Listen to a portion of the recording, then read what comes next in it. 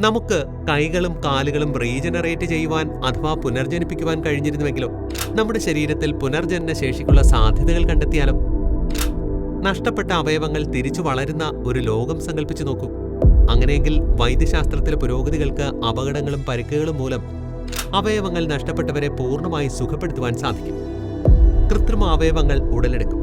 കൃത്രിമ കൈകൾക്ക് ചലനശേഷി നൽകുന്നത് പോലെ നാച്ചുറൽ റീജനറേഷൻ കോശങ്ങളെയും നാഡികളെയും സംയോജിപ്പിക്കുകയും ജീവിത നിലവാരം മെച്ചപ്പെടുത്തുകയും ചെയ്യും.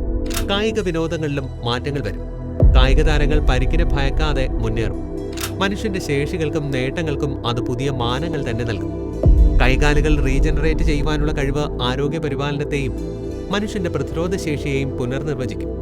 അതുപോട്ടെ, മനുഷ്യർക്ക് തന്റെ കൈകളും കാലുകളും പുനർജനിപ്പിക്കുവാൻ കഴിയുകയാണെങ്കിൽ നിങ്ങളുടെ ജീവിതം എങ്ങനെയൊക്കെ മാറിയേനെ?